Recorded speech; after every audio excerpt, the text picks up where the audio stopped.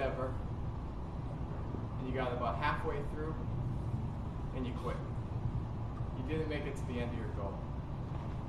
All right, everyone got something in mind? Really think about something? All right, think about how you felt right before you quit. Found these cool sketches online. Did it feel like this? Are you working up like this? Success. What people think it looks like. Or did it look more like this? Somewhere in here. Success, what it really looks like.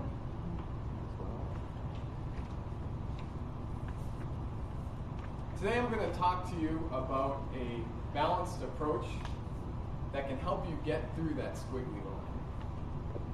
And it's helped me in a lot of different endeavors, including Toastmasters.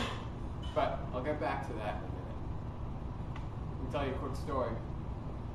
About a year ago, I decided that I wanted to learn how to work on cars. I always kind of understood cars, but I've never actually worked on a car. So I went out, I got the perfect car to learn how to work on cars. It's an old BMW. They require a lot of maintenance. So about a year later, this was actually just this weekend, I had gotten to the point where finally I felt like this thing was in decent shape. I had replaced almost all the interior. I had done a whole bunch of work to the engine, to the brakes, to the cooling system, and I felt like it was ready to go. So my wife and I were going to a wedding in Michigan, and we had about 90 miles away, and we had about an hour to spare. We left ourselves a little way to grab some lunch. We left in the car. I was feeling pretty good. You know, I like driving the things. I've worked on so much of it. And got about to Gary, Indiana or so. My wife turned to me and she said, "Does it smell like burning rubber to you?" I said, "Yeah, actually it kind of does." So we rolled down our windows. And I wasn't sure at this point if it was the car or if it was Gary, Indiana. Maybe you smelled some smells going through there. So we went about another 10 minutes or so, and it still smelled like rubber. At this point, I'm thinking, okay, maybe it's the car, but it's probably nothing too big. So I said to my wife, "Do you mind if we pull over for a minute?" So we pull over, get at the side of the road, pop the trunk, get up, take a look. Can't see anything inside. Put the hood down, walk around the car. Suddenly I see there's something wrong. A big chunk of the tire is missing, about this wide and all the way through the tread. The tire's just about to blow. At this point, I'm at rock bottom. This is my pride that I built up in my part of my manhood. You know, it's like I'm supposed to be able to work on this car.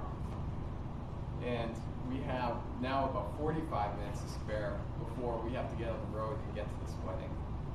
My wife is not super happy.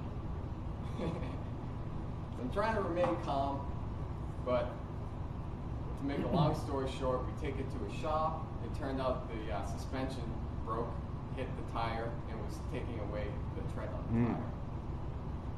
So at this point, I am just completely down. And I'm seriously having thoughts about selling the car and just feeling horrible that I put us through this. Luckily, our friends were not too far behind us, and we were able to get a ride from them, make it to the wedding successfully. The car is still sitting in Indiana. I need to get it back this week. But I've had some time to think about this, and I kind of pulled myself out of it. Now at this point, I had a lot of success early on, and then some ups and downs throughout when I was fixing it, but I'm at kind of a low point. But what I've self-reflected back on that's important is to have a sense of pride. And that pride is built up. There's two definitions of pride, Wikipedia says at least. One is egoic sort of pride. That's probably, you know it when you see it. And the other is sort of a self-inflection pride. And I think you gain that through realizing where you started to where you've gotten to. And I've realized that working on this car, I've learned a lot about the car, and I now understand a lot more about what I need to do. I've come a lot further. This is a minor setback overall. I'll get through this and I'll get on to better parts. Of course, this happens to us a lot in Toastmasters, doesn't it? We get up the first couple of speeches and we have a lot of success. Pretty soon you're in your third or fourth speech. People are coming up to you afterwards and they say, wow, you've progressed a lot. But we want to take risks in Toastmasters. So you come up here, you take a risk, and it doesn't go over so well. And pretty soon you have a big setback. And I think that goes back to a point, most Toastmasters make it through an average of 3 speeches before they quit. It's probably the reason. You're getting that, having that progress, and all of a sudden you have a setback.